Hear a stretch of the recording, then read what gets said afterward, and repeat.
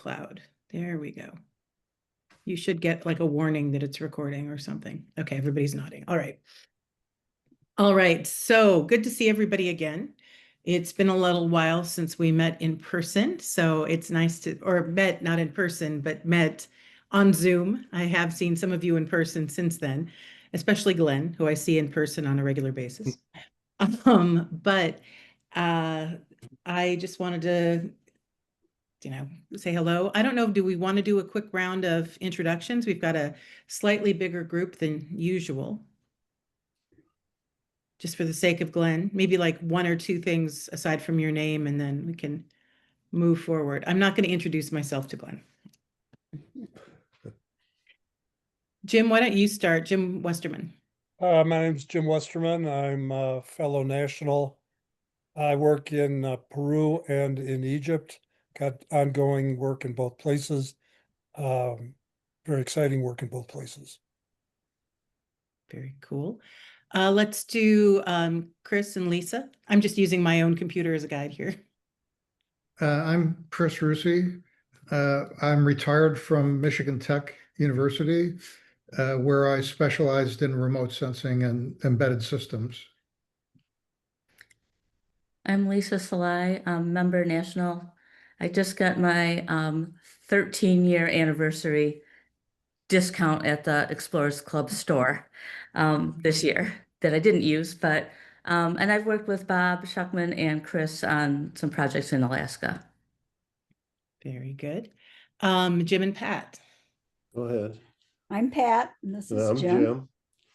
And we're, I guess, 20 fellows. Yeah. Okay, got you both then. Paul Backen. Hi, I'm Paul Bakken, Life Fellow, and been a member since 19. And for exploration, I do field work for Analog Astronautics. I'm also a certified aquanaut and have done underwater missions a number of times. Very cool. Bob Schuckman, you're next on my list here. And you're muted.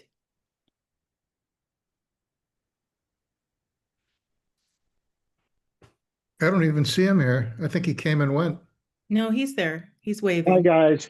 Now I'm unmuted. Sorry about that. No I'm problem. on my phone. But yeah, I'm Bob Schuckman. I was former chapter chair. So was Jim, as a That's matter true. of fact.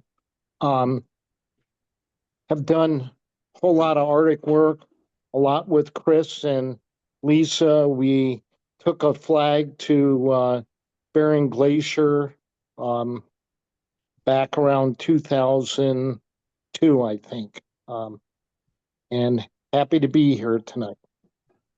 Good to see you. Ron, I've got you next. Yes, Ron Erickson. I live by Jim and Paul in the Thumb of Michigan. I'm a geologist. Most recent stuff, I've been up in the UP doing some geology work, looking for gold, actually. Wow. I found a little bit, and then relaxation. Sounds cool and potentially lucrative. Tim, I've got you, Tim Jacob, next. Hey everyone, I'm Tim, based in Chicago. I'm a member national since pandemic, time of the pandemic, and my exploration interests are very associated with education and sort of getting kids and young people in schools really curious about the wider world. Very good work. Thank you. Zan Fossil. Hi, I'm Zan Fossil. Kind of an oddball in the group. I'm a psychologist of all things, but I study how you keep astronauts sane on long duration space missions and other explorations, generally in hostile environments. Term member since I think 23, if I remember correctly. Okay, cool. Nice to see you. Jeff Seelbinder. Jeff, based out of Chicago. Friend National, been a friend of the club since I think 2018. Very cool. Welcome. Connor. Hey everyone, I'm Connor. I am currently studying computer science over at Purdue University. I'm a student member since I believe it was 2024. At the moment, I'm actually interning down in Houston over at Johnson Space Center with that work has unfortunately been paused during the government shutdown, but I've been making the most of my time. I actually just got back from a trip to El Salvador and I'm working towards my private pilot license at the moment as well. So all super exciting stuff. Very, very cool. Vicky. Siegel, a fellow national 2017. I live in the Upper Peninsula of Michigan, and I kind of dabble in a bunch of different areas. So cave exploration, polar environments, and robotics for extreme environments. All right, good to see you. Jojo. Can you hear me? Yes. Okay, great. Hey, good evening, Dina, and the rest of the TEC. I am Jojo Sison. I'm a fellow national since about a couple of years, just recently. I've done some work with NASA, space physiology on back pain and herniated discs with astronauts. So I was involved in 24 expeditions with the ISS. I'm also a human performance consultant for Project Blackbird. So we are in the process of building a rocket car to the goal is to exceed or reach the speed of sound on the ground. But I work as on a regular basis. Bread and butter is I'm a physical therapist. Been 41 years. I'm a clinical educator for a large hospital here in Bourbonnais, Illinois, about an hour south of Chicago. Thank you. Cool. Good to see you. Good to see you. Paul is muted, so I'm not sure if Paul is able to introduce himself. So if Paul unmutes, I will have him introduce himself. If not, I will move to Joseph, who is unmuted. Oh, there's Paul. Hi, everyone. Paul Tangy. I'm a fellow national in Minnesota. I am one of my red flags is I try to do too much, and I'm at a film screening sitting in the back of the room for the Great Lakes Commission meeting. They're having their 70th anniversary convention here in Duluth, Minnesota, which is super cool. And it's a really cool video about cleaning plastics. I'm writing down people's names, trying to recruit them for our chapter. But happy to be here. And tomorrow night, a bunch of folks, including Vicky, we're going to crash their big party here and try to recruit more folks. So. There you go. That's good work, folks. Joseph Wortman. Yeah, hi. Sorry, I'm driving right now, so no camera, but Joseph Wortman, Detroit, Michigan area, member of National for a year. So this is my first call. Thank you for inviting me. Welcome. But yeah, thanks. My day job is in a manufacturing capacity at a business in Detroit, and I do some flying on the side and a couple adventure trips through my life and lucky enough to be a member of the club. Welcome. We're glad to see you here or hear you here. And Melissa's muted, so I will see if Melissa will unmute. If not, oh, there she is. Hi, everybody. I'm Melissa Aho. I am a member national from 2012. Let's see, I used to do archaeology, and then I was doing some art history and did a bunch of stuff there. And then I got into flying, and then I got into drones and did my PhD dissertation on drones. And now I've sort of got a couple of things I'm working on, but we'll see if they actually grow into something. I am at work right now. I'm the evening supervisor over at the Health Sciences Library at the University of Minnesota. So I will probably go mute and video-less so you don't see my students walking back and forth. Hi, everyone. Fine. Good to see you. And Julie just added, but I'm not going to make her introduce herself unless she desperately wants to, because we've just gone through. Julie did the last presentation, I believe, that we did over Zoom. So we see you, Julie. I want to say Julie. Bonsoir, Julie. And there she is. Hello. Okay, she's good. She's there. I am going to introduce our featured speaker for the evening. His name is Glenn E. Swanson. He's a brand new fellow as of 2025, fellow national 2025. His talk tonight is called The Making of an Enterprise, How Star Trek Helped NASA Dream Big and How NASA Helped Star Trek Stick Around. And I could tell you a little bit about him. He was the chief historian at NASA's Johnson Space Center from 1998 to 2002. And he was very instrumental in digitizing the Apollo mission transcripts, making them available worldwide on the internet when they were not available before. He's consulted for numerous authors and astronauts, including a show you might have heard of called From the Earth to the Moon on HBO. And he authored both inspired, well, actually, he did Before This Decade Is Out, which is a series of essays about behind the scenes folks in the Apollo program. And his most recent book is Inspired Enterprise: How Star Trek and NASA Drove Each Other to Boldly, that's an old title. I'll let Glenn give you the new title. I don't know how this ended up wrong on my paper here. But anyway, he is working with me on an upcoming project with John Lomberg about the Voyager Golden Record. And Glenn, I will let you go ahead. Let me make you co-host so you can share. Okay. Can everyone hear me okay? I'm assuming. Thank you so much, Dina. I'm going to click to my first slide here so that we can get started. I'm going to share. Let me see.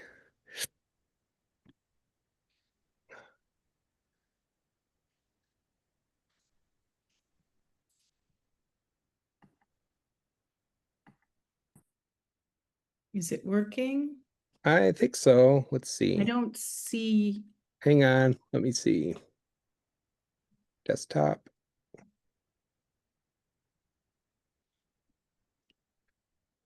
It should be. I've got PowerPoint open. Don't know why it's not sharing. Did you go to the share screen at the bottom of? Let me do the other open system. Yeah, I'm clicking on share at the bottom.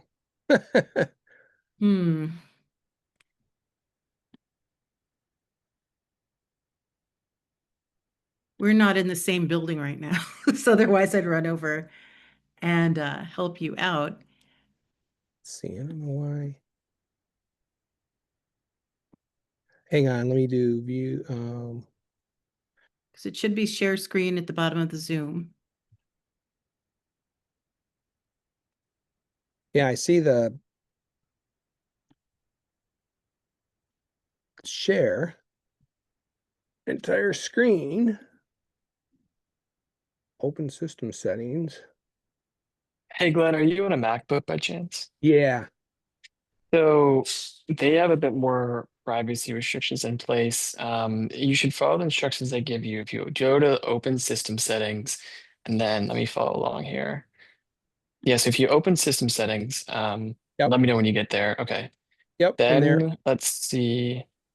Should be try privacy and security. It's like halfway down in the settings. Yep. And then go all the way down to there's going to be a setting that says screen and system audio recording. Screen and system audio recording. Is that under advanced? It oh, shouldn't be. Here we go. I see it. Okay. Okay. And make sure that Zoom is enabled.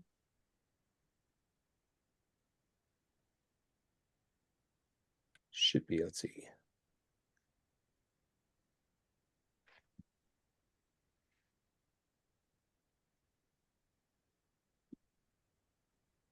Okay, now let's try it. Let's see. And you might need to restart Zoom as well. So you might need to drop out of the meeting for it to take effect. I think. There it goes. There we go. Thanks. Thank you. Yeah, no worries. All right. All right, I'm going to switch to slideshow. Now it should be full up. Does everyone see that all right? Okay, great. Yeah. All right, got the title slide. All right. Sorry about that. All right, so yeah, I'm glad to be here. Sorry about the little bit of a delay, but as some of you know, I know Jojo for sure. He did an excellent review of my book. I just published a book this summer that was 6 years in the making, called The Making of an Inspired Enterprise. And I started researching this book actually back when I was working at NASA in the late 1990s. As the chief historian at the Johnson Space Center, I had access to a lot of archive material, not only records at the Johnson Space Center where I was working, but also other federal archives, including the National Archives.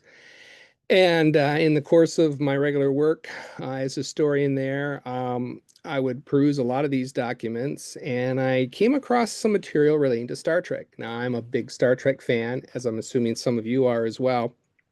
And I was curious how these documents were obtained and what their connection was to the television series.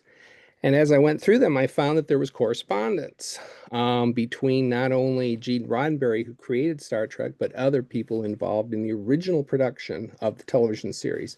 We're not talking about Next Gen or any of the spin-offs that came later, even the motion picture.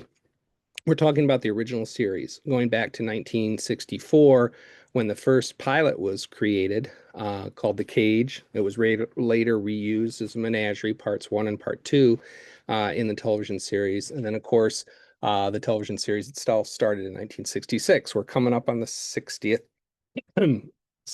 anniversary already next year. So these documents were interesting, and this was one of them that I came across. There's actually 2 documents here. One of them is an annual report produced by then Douglas Aircraft, now McDonnell Douglas or Boeing, through different acquisitions. But Douglas originally in 1959. And for those of you who are fans of Star Trek, you might recognize some of the artwork that's on here. This was the cover of a manned space station symposium here on the right that NASA sponsored along with RAND Corporation. And this graphic here got my attention because it looks a little familiar. And here are some other paintings that are inside those reports as well, a little bit more detailed. You can see kind of this sombrero looking object to the right. It actually turns out to be an actual piece of hardware that Douglas made. Engineers did a study on as a space station back in the late 1950s, early 1960s. And it's got my attention because it looks very similar to the K-7 space station that's in the center of the picture there, that appeared in probably one of the best episodes of Star Trek, The Trouble with Tribbles. Even fans that aren't fans of Star Trek, just the casual folks, enjoy that episode with the little furry creatures, you know, that inhabited the space station that only breed and eat. And the K-7 space station was in that episode. Well, the elements of that model that was actually filmed for the series were these engineering models that Douglas put together as part of this real-time study that they produced for the space station. So I was really intrigued with that. And of course, how they got the model. The proximity, because Hollywood is in Southern California, and Southern California is home to a lot of aerospace businesses. The same clear blue skies and fair weather that is great for flying aircraft is also great for filming. And so a lot of the studios are very, very close, and you can see Columbia and some of the different names of the film studios here are very close to a lot of the aerospace companies. Some of these names may look familiar to those of you that work in the field of aerospace engineering. Some of them have changed over the time, but basically they're very, very close to each other. So it wouldn't at all be unusual for Hollywood or people involved with television, like Desilu Studios, which was the studio that put out the original Star Trek television series, to be able to almost walk, you know, across the street to some of these companies and inquire about materials that they could possibly use for their television show.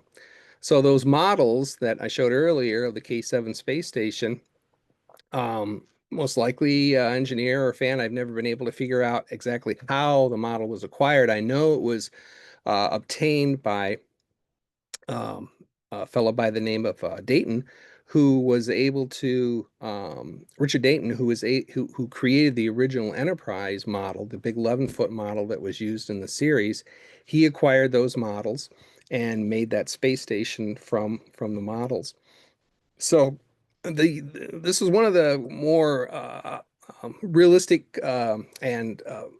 connections that NASA had to Star Trek and Star Trek to NASA. The fact that some of this hardware was used on the television series. So that got my interest, and I started digging further and found more documentation, correspondence between Gene Roddenberry and the producers of the show and NASA. And one of them was an invitation that NASA extended to the crew, cast and crew of the series, to visit Dryden Flight Research Center at Edwards Air Force Base, now called the Armstrong Flight Center at Edwards Air Force Base, California.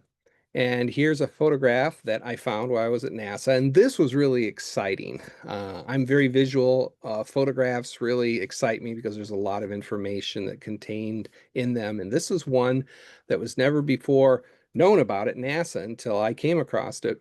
This picture here shows, some of you might be able to recognize the individuals from left to right here. This gentleman in the suit on the far left, you can see my little pointer, right? Is that floating around okay? Okay, I see Dina's head nodding. So this tall guy, I'm not sure who he is other than perhaps the host, but Jimmy Doohan is right here. He was Scotty on Star Trek. And then this is Matt Jeffries, who was responsible. He was the art director of the original television series. And he's in the suit here. And he was the one who designed the Enterprise, among other things. So he was there. And this gentleman in the back here was Schlosser. He was the head of NBC's West Coast operations. So he was kind of an NBC higher up. Of course, NBC was the network that carried Star Trek originally in the 1960s. And then front and center here, you can see Gene Roddenberry in the cardigan sweater. And then off to the right here, you see some other individuals. Now, this guy here you might recognize as DeForest Kelley. He was Bones, Dr. Leonard Bones McCoy, the ship surgeon, medical doctor. And then these other three people over here, the guy in the sunglasses and so forth, were various associate producers and directors. The guy in the far right here, I'm not sure who that is. I haven't been able to identify him of all these. But they're inside this large hangar, and in the background here is the HL-10 lifting body, one of a series of lifting bodies that NASA created along with the Air Force to do experiments on, basically re-entering these vehicles from outer space using the lifting body concept, sort of what the shuttle is essentially as it's coming in. And the HL-10 was one of a series of them that Northrop built. So they're touring real hardware. And this photograph happened to be taken on April 13th, 1968. So this was taken between the breaks of the second and third season of Star Trek, the last season. So they basically got an invitation to examine the hardware at this facility, which I thought was really, really intriguing. Here's some other photographs also taken from that same shot. Off to the right here is Bruce Peterson, this gentleman here with this little, almost like a recorder box or some kind of hardware that Scotty, Jimmy Doohan, is holding. In the background, there's another lifting body. So you can see Northrop next to the NASA logo. This was the M2F2 lifting body. Interesting story behind this picture here. Some of you might be old enough to remember the television series $6 Million Man with Steve Austin, astronaut, a man barely alive. It was based on a true story. Basically, a pilot was flying a lifting body back to Earth, and the thing crashes up. And at the beginning of the episode, of every episode of that show, it shows this actual footage of this vehicle cracking up. And that's the vehicle right there that was flipping end over end at the beginning of each episode. And the pilot, that was inside that is this guy right here off to the right.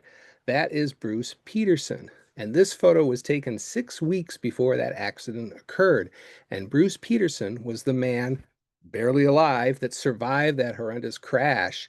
Amazingly, when you see the footage, you would think how anyone could possibly survive that. And he did. He lost an eye, but he did survive. And he actually went back and flew that vehicle again because they salvaged that vehicle, rebuilt it, put a third vertical stabilizer on it. 2 wasn't enough, obviously, so they put a third one in it. It's called the M2F3, and they flew it again, and Bruce Peterson flew it.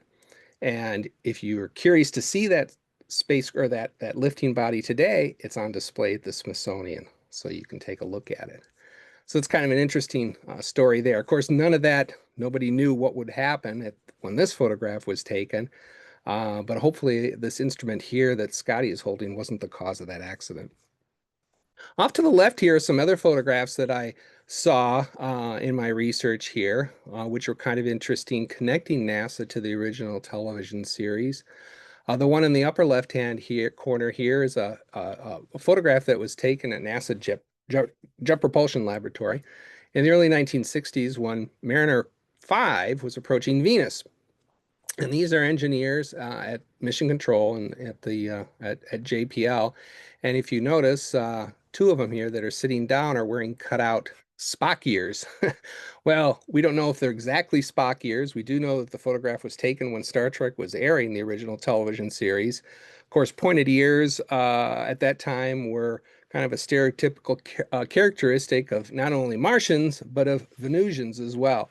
So we don't know if they were really playing off a Spock or not. As I was researching the history of this photograph, we know the individuals' names, but we don't know the circumstances of why they're wearing them. I'd like to make a connection to Star Trek on that, and but I haven't been able to confirm that that's exactly what they're showing as Spock ears versus these other things. In the bottom left here, this smiling fellow here, some of you might recognize, certainly the name Alan Shepard might be recognizable to some of you. He was the first American to fly into space. He also went on to walk on the moon later on in Apollo 14. Star Trek actually was going to have him on an episode. I found correspondence while I was working at NASA indicating that Alan Shepard expressed interest in appearing in the original television series. Of course, at that time, he was an astronaut on the payroll with the federal government as a NASA employee. So he couldn't take any payment, but in lieu of payment, basically, they were going to do a special for his charity. So that in exchange for appearing on Star Trek, they would film a special for him for his local charity. Unfortunately, that never happened. Of course, if it did, we would have known about it. That certainly would have been quite the thing to see Alan Shepard appear in an episode. But I found correspondence back and forth of how they were trying to arrange that, but it never materialized. Some of the other connections of NASA to the original television series are shown in these clips here that you can see showing various episodes, taken from various episodes. These two off to the left here, the largest clips, is from an episode called Assignment Earth, which was a really cool episode. It was about this a fellow by the name of Gary Seven, who was from the future, even farther future into the future than Star Trek, who was intercepted by the Enterprise. The Enterprise went back to study Earth. And the Gary 7 was intercepted and transported above the ship. And it turns out that he was on a mission to basically sabotage this rocket launch. They were going to launch a large rocket into space that was basically a nuclear weapon, an orbiting nuclear weapon. And there was a malfunction that occurred. And he was supposed to make the malfunction occur so that essentially it would waken everyone up to the dangers of nuclear weapons, because if this rocket would have fallen, it would have been a catastrophe for, the planet. And so he wanted to make a wake-up call about the dangers of that. So he was going to sabotage the launch of this. And what was interesting about this is I found correspondence with NASA down at Kennedy Space Center where they were very supportive of using some of the footage of the Apollo Saturn V launch vehicle, specifically Apollo 4 and Apollo 6, which were two of the first uncrewed Saturn V launches, where this footage was integrated into the episode. And what was unique for this time is that most of the people did not see this footage. The footage certainly was taken in support of the actual missions of Apollo 4 and 6, but they didn't have the internet or anything back then, so it was not very common for people to easily make access to this stuff. So to see the launches on television, and then the onboard film footage of stage separation, which occurred on both Apollo 4 and 6. They actually had small cameras, 16 millimeter cameras that were positioned inside the launch vehicles. And then during the staging, they would film the staging. They actually would film the liquid cryogenics that were inside this different stages, showing the fuel sloshing around and dissipating and so forth. And so all this stuff would be studied by engineers as part of the launch. None of that would be telemetried back. It was film, and the film would be jettisoned during the ascent of the launch vehicle and then recovered in the ocean. They had these little balloon recovery system that allowed the cameras to float, the film section to float, and they would recover the film, process it, and then be able to watch it and study it. And so some of you may have seen those amazing staging photos of Saturn V. Of course, now, when we see Elon Musk's amazing the Starship launch and everything, which is live shown. This stuff back then had to be processed with film. And for the public to see that was extremely rare. And so Star Trek utilized some of that footage at that time. And so a lot of the people, this was the first time they were able to see that. Off to the right here, you see some other photographs and episodes here. Is a Gemini launch vehicle that was on an episode. And a couple other shots here in the background. So there was a lot of cooperation between NASA and the production of Star Trek and making this stuff accessible to people and the production. One of the other more interesting connections between NASA and Star Trek occurred in 1967, just shortly after Star Trek began. Star Trek started in September of '66. And there was an organization called the National Space Club, which is still around. Essentially, it was an offshoot of the National Rocket Club. It became the National Space Club. And then it still is in existence today. One of the things that they put on every year is the Goddard Symposium. It's a day-long event where they bring in scholars, academics. They have papers that are presented dealing with aerospace engineering. And then in the evening of the second day, they have a dinner, a large dinner. And all of this is usually held in Washington, D.C. And so you have titans of the industry, aerospace corporations, a lot of everyone who is anyone in the aerospace industry would attend this event because it was pretty high profile. And they're always looking for speakers and people to attend each event. And this woman here, Alberta Moran, was the assistant to the director of NASA's Goddard Space Flight Center in Greenbelt, Maryland. She has some daughters who are big fans of Star Trek. And while they were organizing, brainstorming to see who to invite for the National Space Club's dinner in 1967, the daughter suggested, why don't you invite Captain Kirk, William Shatner, someone from Star Trek. And so she used her connections to reach out to the studio and see who was available. Unfortunately, William Shatner wasn't available.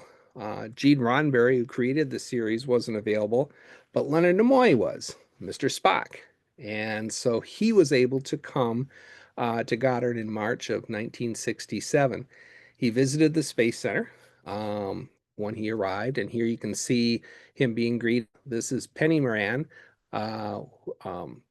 Alberta's daughter, and her friends that were attending. They're big Star Trek fans. And of course, Leonard Nimoy, Mr. Spock, was extremely popular as a character, especially among the female viewers. He was very, very well liked. And so he was quite popular. And here's Alberta at Goddard briefing Leonard Nimoy prior to his tour of the Space Center. They were given a full Space Center. And then off to the right here, you see a picture of him, and off to his right, Leonard Nimoy's left, is Sandy, his wife, who joined him to tour the center. And then in that evening was the dinner. And here you see John Glenn, the first American to orbit the Earth, his wife Annie. And then off to the right here is Jim Webb, who's the director of NASA.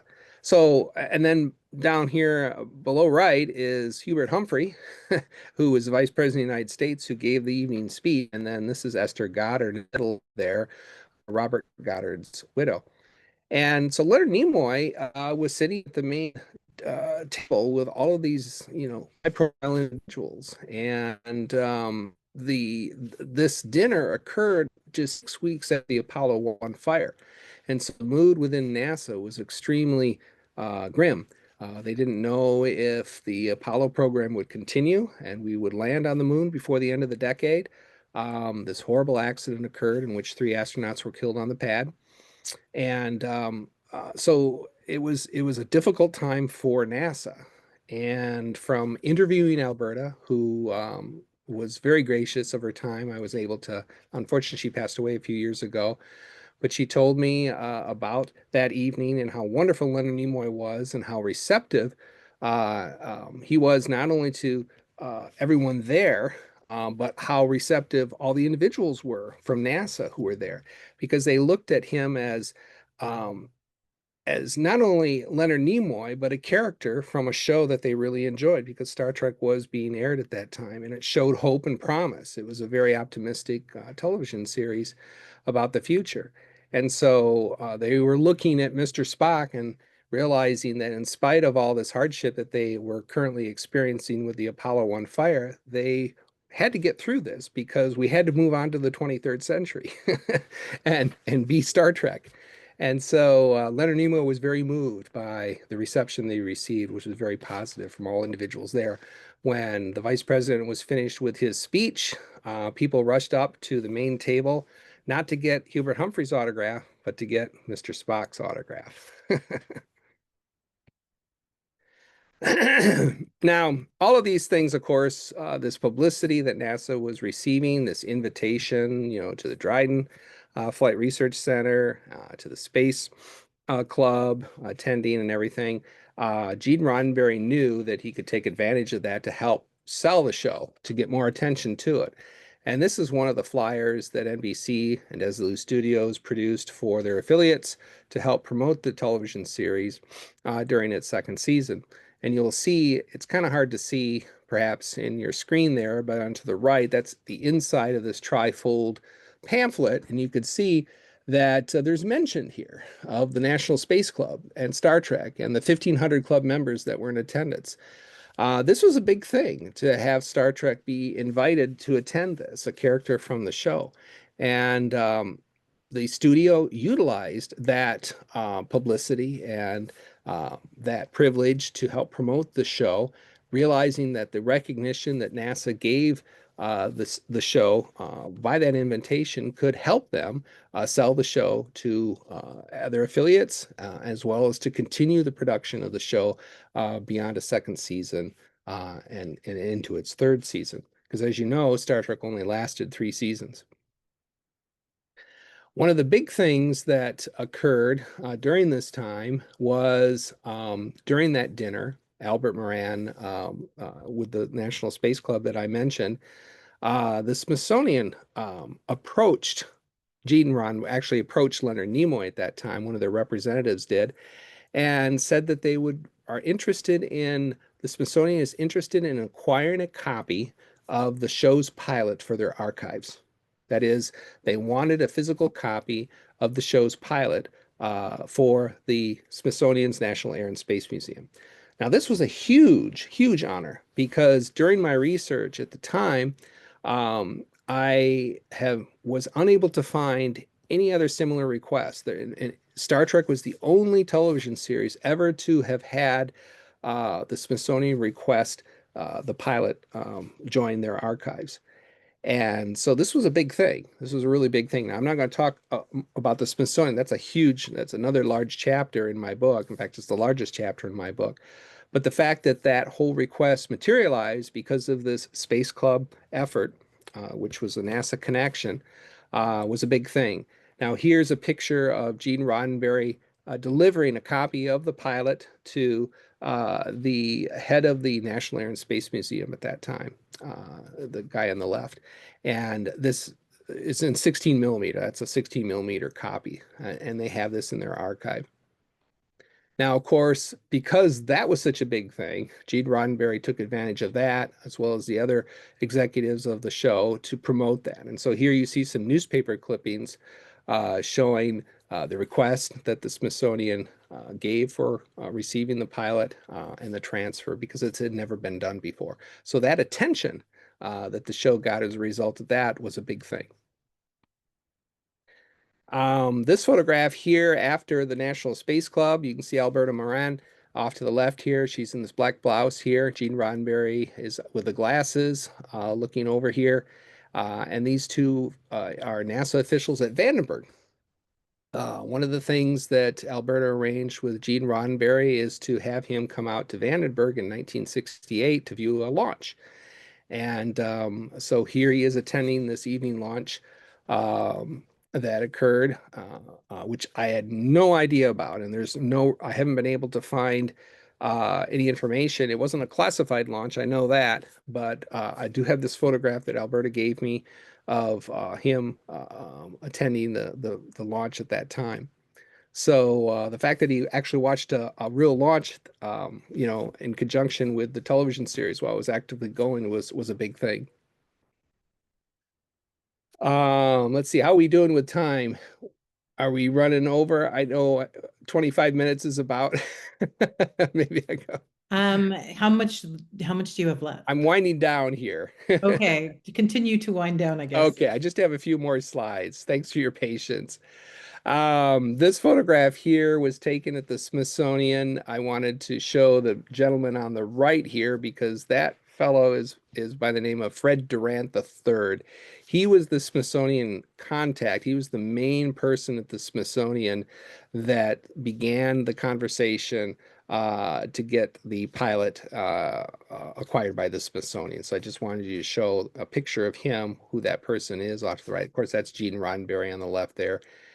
Greg Kennedy was the worker, one of the individuals that worked at the Smithsonian at the time that this photo was taken. And this was a telegram that Gene Roddenberry sent to Fred Durant in appreciation for all of his work and help in supporting Star Trek back during a time. This was dated March 8th of 1968. So Star Trek was only in its second season, winding down its second season and starting up on its third season.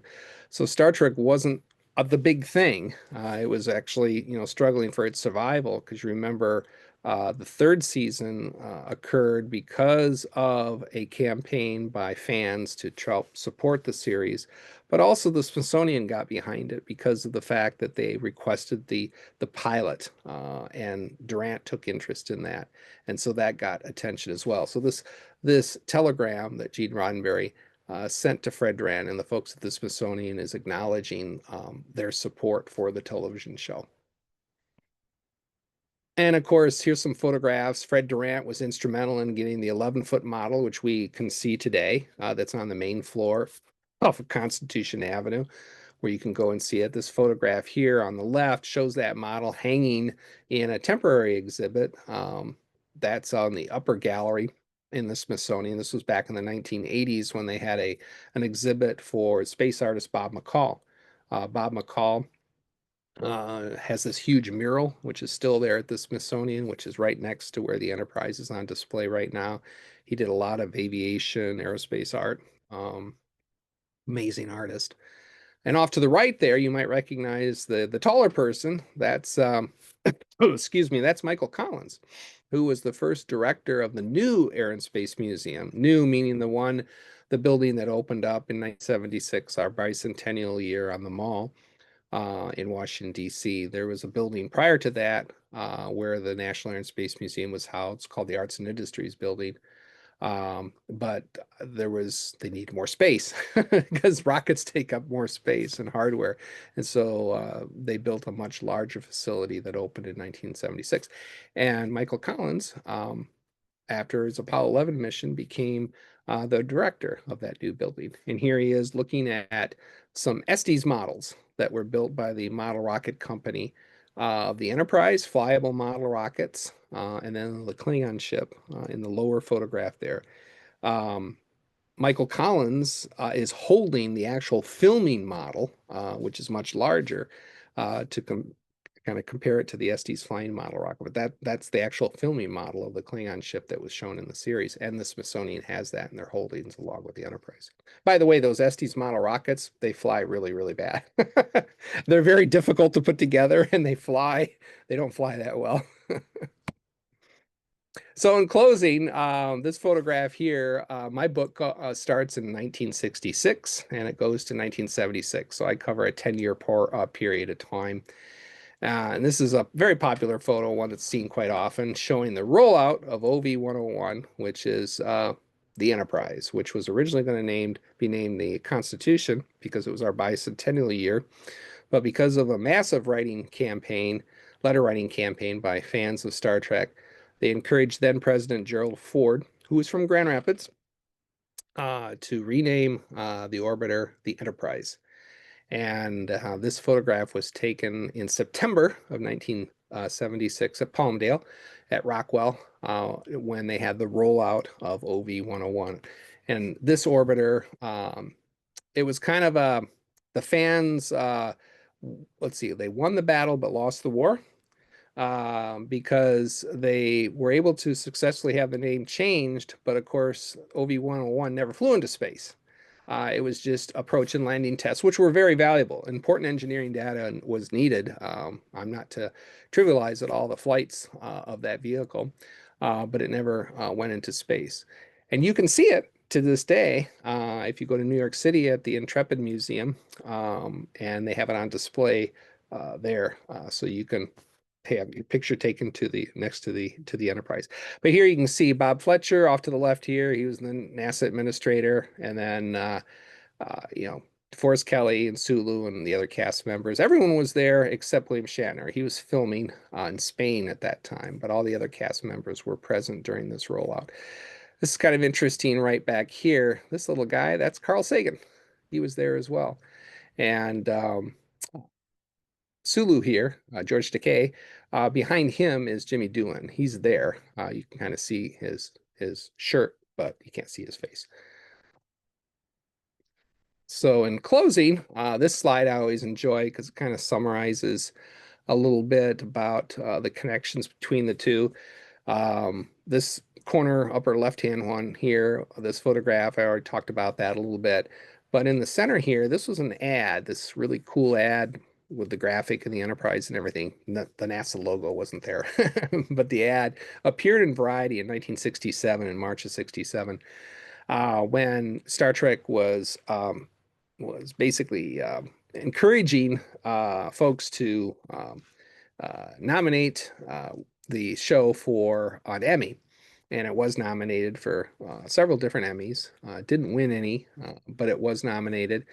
And so they put out this ad, and if you look really, really close, there's some quotes here. There's 5 quotes here that they took, and the first one here is from Alberta Moran, who is from NASA, and she says, "Unsurpassed production." Remember, she was the one that got Leonard Nimoy to attend the National Space Club dinner, and so the fact that she's number one, NASA is number one up here, says a lot that the producers, Gene Roddenberry and the folks involved with Star Trek, the executives, wanted to put that quote and NASA's connection first up there. Then you have some others here. Isaac Asimov, you might recognize him. He's mentioned in here. And then there's a few others as well that are in here as well. But I want to put that in there because, again, they utilized the connections to try to help sell Star Trek as it was going from season to season. And then off to the right here is a photograph that I took this past summer at Shore Leave, which is a Star Trek convention. It was held in Lancaster, Pennsylvania. Really nice Star Trek convention. They invited me, and I had the premiere of my book there because my book just came out. And I picked it up like 20 miles away at my publisher in Atglen, Pennsylvania, and then attended Shorely even gave a talk there. And this is a photograph of some of the fans that were there, and then modeled the Enterprise at my dealer's table where I was selling copies of my book. In the lower right corner here is portions of a letter that Leonard Nimoy wrote to Gene Roddenberry that had circulated around, where he really, really appreciates how NASA enjoyed having him come to visit NASA Goddard. Again, this was written on March 28th, 1967, which was just after the dinner, because the dinner occurred in March of 67. They really, really liked the show. And Leonard Nimoy was very impressed with that and made an impression on him, so much so that he wrote this really nice letter. So yeah, NASA needed Star Trek. Star Trek needed NASA, especially during that time in 1967 when the Apollo 1 fire was occurring. After the Apollo 1 fire occurred, Star Trek kind of gave the agency hope. Now, I gave a similar talk like this to folks at NASA Goddard after the Shorely talk on Monday after the convention. I gave a talk there that I really enjoyed, but the mood there was very somber because of cutbacks that were being made and has since been made. And of course, we have the furlough now.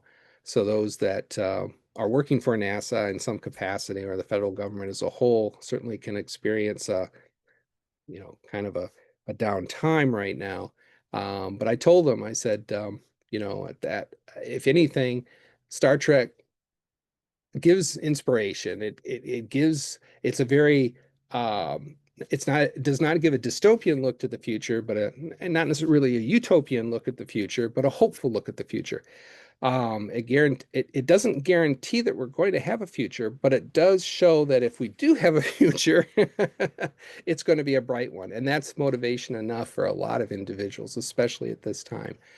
And so the talk that I gave, they really enjoyed it. A lot of people would have attended, except a lot of people were, telecommuting from home and so forth.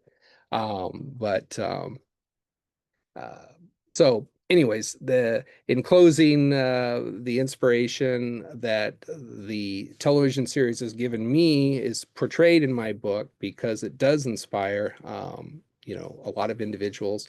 And one of the main reasons I wrote the book is because Star Trek, there's a lot of materials out there about how Star Trek has influenced individuals, which is true, but I wanted to look at things that influence Star Trek.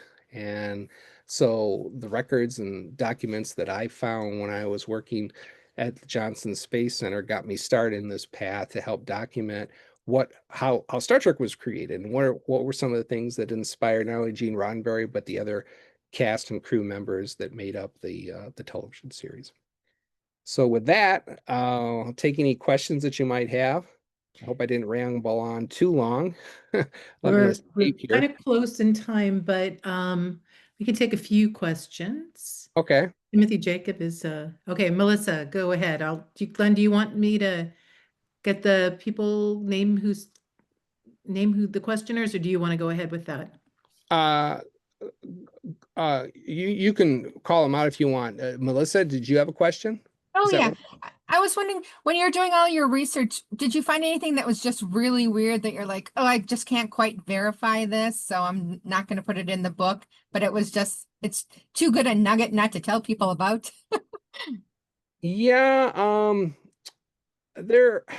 just trying to think if there's some, the Spock years was something I was really trying to dig around more, because I wanted to find that connection, to see if they were really, Spock years, the little cardboard things, or if it was just, something, Venusian, because Venus, obviously in the 1960s, a lot of science fiction portrayed Venus as, having creatures, humans, Venusians surviving on Venus. One of the things I should probably point out too, is in the original writer's guide, Gene Roddenberry envisioned Spock as being part Martian.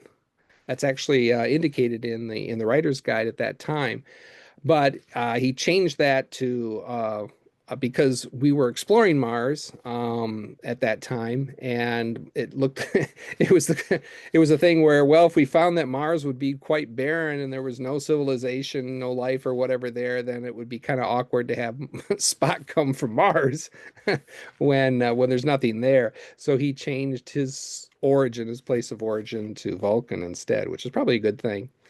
But no, I was trying to find more about that photograph because I did want to see if there was a connection, but it was very difficult. The staffing at JPL, it's impossible now, with the federal shutdown. And then even if we get back going again, I don't know who's going to be left to, usually the past is the first to go, history functions and things like that. So I don't know if I'll be able to follow up to find, somebody that could help verify that. Let's see, is there anything else that I found? There's some connections to that chart or that last slide that I showed you with the individuals' names that I was trying to track some more information down, the connections. Richard Hoagland, I don't know if you saw the fine print. And then I found some things because I wanted to know who those people were, because there are some people, Isaac Asimov, of course, we knew, he's quite popular, but there's some other individuals in there and why they chose those individuals to put on that ad in Variety. So hopefully that can answer your question. It does, thanks. I also wondered, was Humphrey as a space fan, Hubert? I recognized him right away because, Minnesota. Oh, Hubert Humphrey? But I'd never heard that he was a science fiction fan. Yeah, that's actually another thing that I was hoping to find out would be to have more photographs of the event. Now, there were photographs taken because I found correspondence between Alberta and Leonard Nimoy. In fact, that letter that you saw me excerpted, a portion of it there from Leonard Nimoy, an excerpt, was from a much longer letter that an exchange between Leonard Nimoy and Alberta. And Alberta says, "Oh, here's some photographs of the dinner, with you and Hubert Humphrey and things like that," because, it's a very high profile event. Like I said, if the vice president is there, that's a big thing, and it's in Washington and everything. So it was a pretty big thing. But unfortunately, Goddard had a terrible flood a number of years ago in their basement, which is where the archives were. It's a lot of archives going to the basement. And they damaged or destroyed a lot of the photographs that Goddard took. So the one little photograph snippets that you show there were actually taken from the Goddard newsletter that that survived. Copies of it survived, the newspaper that was produced internally. So I wish I could find more documentation. I know, there are people there, there were press there and everything. But I haven't been able to find more, because I would love to, see some photographs of maybe him with Hubert Humphrey and more correspondence or whatever about the interactions between them. I know Penny mentioned that everyone just surrounded Leonard Nimoy. They wanted his autograph, and poor, the vice president is off to the side here, when you have all these other people swarming up to Leonard Nimoy. Glenn, it looks like Jim Westerman has a question now. Okay. Well, hi, Jim. Hi, Glenn. Very interesting. The central conceit of Star Trek was that there was extraterrestrial life. Mm-hmm. I mean, every episode was them interacting with the Klingons and other extraterrestrials.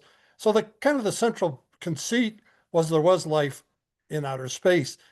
And obviously, I don't think anybody in NASA is expounding that. But speaking of astronauts, the chapter lost one of our most distinguished members, Jim Lovell, passed away since our last meeting.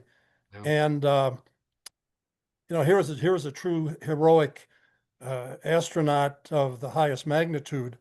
And I think we should mention it in this meeting and recognize that we've lost one of the legends of the chapter and the club, frankly.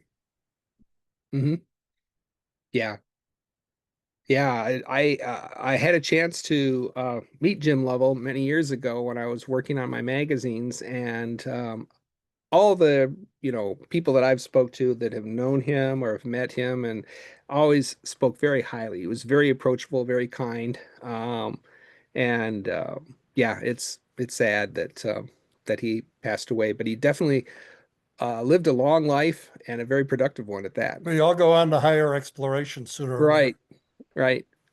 But he is a legend. Yep. May I say something? Hi, Jojo. Hi, hi, Glenn. Really, truly enjoyed your book. Thank you. Just to let you know, while I was reading the book, I was playing some Star Trek ambiance in the background. It kind of helped out discern it. But anyway, what I wanted to say was that I agree that Jim Lovell is really historic, a great member. I was wondering, this is just a suggestion, is there a way that us, the Chicago chapter, TEC chapter, could honor Jim Lovell with something? I'm not sure what that is, whether it's a brick somewhere or something, or I'm not sure. It's just something that recognized Jim Lovell as a member of the Chicago chapter, something. I'm just throwing out an idea. Yeah, I think that's a good idea. I mean, certainly I wrote to the chapter the day he died as soon as I found out, because he really was like one of the legends of our chapter. So, and I unfortunately didn't get to meet him, but have eaten in his son's restaurant, which was at least some proximity. But that's an interesting thing. Maybe that's something that we could put on like an email agenda to work on brainstorming about something to honor Jim Lovell, because certainly he would deserve that. Yeah, I think that we can just brainstorm out just an idea right now, and I think we can sleep over it. And who knows, there might be someone with a bright idea and really doable. Yeah. Thank you for listening to the suggestion. Well, if anyone's interested, Lisa and I put together a video, Oh, that's great. a submission when Jim Lovell was awarded the Explorers Club Medal. Lisa and I and Bob Schuckman submitted his application for winning that award, and we put together a 10 or 12-minute video of his life that we submitted to the committee for review. So if anyone wants to see it, send me an email, and I can send you a link to the video that Lisa and Bob and I put together for that submission. And that might be something that we might want to resurrect to give to the National Committee. Chris, I think when I sent out the email, you sent me that information, and I believe I shared the link at that time as well. Okay, right, great. So then everyone has it then, so Jojo. that's But fine. I mean, there's definitely ways that we could do things. One thought that occurred to me right now is, if it's hard to do anything in a physical location because we're so spread out, but maybe some of us could think about doing an event like a Zoom where people who wanted to say something could do a 5 or 10-minute presentation. Not exactly a festschrift, but something similar that could be sort of in his honor, that we could record and have on our channel on YouTube. He was quite a character. He didn't have a complete resume for himself, and I put together a complete resume for his whole career and sent it to him for review. And he sent me an email and said, "Gosh, when you put down this, it looks like I'm like an amazing person. I didn't realize I did all this stuff." And his resume is truly it's just amazing that what he did. Absolutely, I agree. Is there another question for Glenn, or should we thank him for his talk? Yeah, very interesting. Well done, Glenn. Very informative. I have a question. Sure. We do something for him from the chapter to be housed at the headquarters. And that Talking about Jim Lovell again, right? Just to brainstorm that idea. Is there some kind of, They have like plaques by windows. Uh-huh. They do that for some. I think Walsh has one. Something like that would be appropriate, I would say. Yeah, and say from the Chicago Great Lakes Explorers Club chapter. Yeah. I mean, we can you know, I can help out with that. If somebody's got Okay. pictures or things we want to do with it, we can Yeah, come up with something, do it, and that's a good idea too. I think that would involve a little bit of fundraising probably. oh, So I think, I mean, I know if it was a brick, it would. But we might be able to do something like that. I think I'll send an email out and whoever wants to participate can write back and then we can do that. also I'm working on getting an account close. Worked on it today again. And you're talking about like in a treasury role, like a treasury role. in like a checking account, because we have somebody that owes like some money, and that would start the account, and like, and from then on, any of the lapel pins we sell or anything can go into that. That could be something we'd make from it. All It's right. an idea. All right. Well, thank you, Glenn. I'm going to move on to chapter business and updates since we've sort of headed in that direction as well. Really quick, I'm going to share my screen extremely briefly just to, let's see, I'm hitting the wrong button here again. All right. I can show you some pictures here. This was the chapter representation at GLEX, the Global Exploration Summit. My son, who's now a student member, thinks he's too cool to attend the meeting. So Connor, thank you for being here. But quite a few of us were there. And then we also had an event in the very end of August where several of us came out to Grand Rapids who weren't here already, and some of us were here already.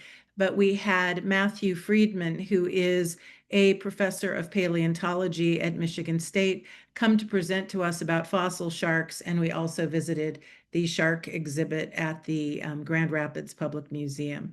So those were a couple of events. And now I'm going to stop sharing.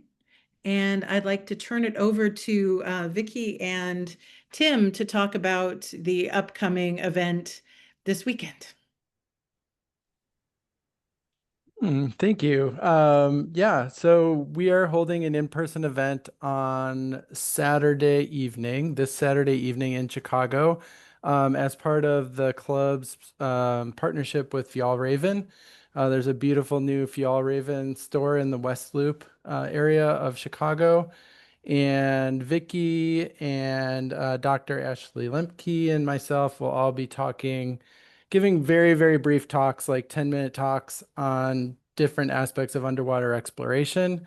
And then there's 40% off shopping for members at the beautiful store, and just a chance to hang out and hopefully meet some more people in the Chicago area who are interested in such topics and get some exposure for our chapter. So anybody who is interested in that, I'll look up the registration link. I know we shared it over the Google group as well, but I can pop it up there. There's no cost. They're just trying to keep a list of who's coming. So there's just a quick free registration. Would love to see any of you there. And I'll just say that the chance to meet with other folks from the chapter in person is a wonderful opportunity if you're able to take advantage of it. I know it's tricky where everybody is and there's kind of spread out and people have different schedules, but that idea of personal connection and getting to know each other really makes a difference if you get the opportunity to do so. So I'm really excited you guys are doing that this weekend. I'm sorry I can't be there. I had tickets to an event that was supposed to be December 15th and they moved it to November 1st. So I got stuck because those were like a gift for Luke, and so we definitely have to go. But do you know if you're going to be able to record it? I don't believe so. Okay. We can try. I think we're maxing out the store's technical capability by just projecting some slides on a screen. I will try. We'll try. All right. I would like to see pictures at the very least. I feel bad because I know that the last time we did an event at a Fjallraven, it was a different location, and I'm excited to see what happens. And the link is now in the chat for registration for the underwater exploration Yeah, event. Dina, it looks like I can only send it to you. You may be the Oh. only one who received that. So if you Then can I send will it to send the it to group, everyone. that Sorry. would be It's like, lovely. I Thank wondered you. why everybody was private messaging me instead of writing to the group. Okay. That's because of my university security settings. There we go. All right. All right, thank you. Next thing we've got, I'm going to try to go fast because I know we're over. Headquarters just sent out new guidelines on chapter election and governance. And so I'll just discuss these briefly. Only fellows and members are allowed to vote in chapter elections. So not my rule, but the rule that's coming from headquarters. So another thing is you're only allowed to vote in your primary chapter. So some folks have kind of multiple chapter connections, whichever one's considered your primary chapter. And if you don't know, write to membership and they'll tell you. That's the only one you're allowed to vote in internal chapter elections. A voting, according to headquarters, now has to be inclusive, which it should be, anonymous, and documented. So they don't want more informal elections, which is kind of what we've done in the past. We're going to need to come up with a way to have probably some kind of online vote through an app or something like that, where there's a record of who voted what, but not the names. So like how many people voted for things. So I guess what I'm leading to is, because I think I'll be running for re-election in May again, because that'll be the end of the last 2 years. And anybody else who wants to, it would be helpful to have somebody else who's not going to be running to run the election as a outside person. And so I'd be interested in that. And another rule is that, and so that'll be in May 2026. Another thing is that we are now being required by headquarters, if we're large enough to accommodate the request, to have a chair, a separate membership officer who would be the main person handling membership requests, a program officer, which is like an events person, a secretary who takes minutes for meetings, and a treasurer. And right now we have chapter chair, treasurer, and a kind of amorphous leadership team. But I will tell you that as chapter chair, I have also been membership officer. Not completely, but a lot of the time I get the request for member stuff through my chapter email. And I've been doing the taking the minutes. So I've been in the secretary role. Events have kind of moved around and different people have done that. But we're going to need to have official people in each of those roles. And there can be some overlap, but right now the treasurer duties are transitioning from Bob to Pat and Jim. So that was the account stuff that was being discussed earlier, where Bob currently has the account and Pat and Jim are working on setting something up. But we need somebody to be membership officer, somebody to be program officer, and somebody to be secretary. And what I'm hoping to do soon is have a kind of leadership meeting that would be like a Zoom like this, have current members of the leadership team, which in the current call include the stayers, include right now Timothy and Melissa and Bob. I think you're still there. I think Lisa and Chris stepped back and they're not, but I feel like I'm missing somebody. So if you're, Natalie Lichtenbert's not on the call, but she's in the leadership team. So having a meeting, if you don't have to be already in the leadership team to be in the meeting, but if you're interested, I'll be sending out an email about that fairly soon to kind of organize that and try to figure out who wants to sort of be in place until the next election, or at least be willing to run in May. I think we're okay if we have people run in May. And minimum activity requirement, chapters have to hold at least 4 events or meetings per year. I think we're doing that. I think that part is fine. And that's what I have learned. So are there any questions about that? I feel like I just threw a lot of information at you. I'll recap this and send this out in the email where I'm requesting help as well. Is there some formal method for an election, or do we just, you know? We're supposed to develop a formal method for an election.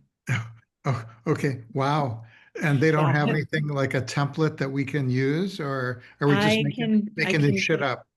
I don't know what different people do, but I can tell you at chapter chairs workshops, it kind of sounds like it's the Wild West out there where everybody's kind of doing their own thing.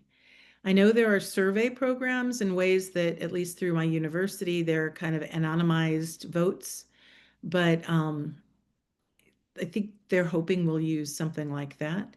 I don't know if Paul Tangy is still on. He may have had to leave. There he is. Paul, do you know anything about these election requirements? And you're muted. There we go. Coming from headquarters. This is part of, in the club's new strategic objectives, one of our priorities is to grow the club's global network. And there is currently a wide variance in the quality. Quality might not be the right word, but it also might be the right word, the quality of the different chapters. And some of the chapters are essentially pro forma, in name only. Some chapters are robust and meet in person and thriving to the point where they could basically part ways with the Explorers Club and not very much would change with their own funding and stuff.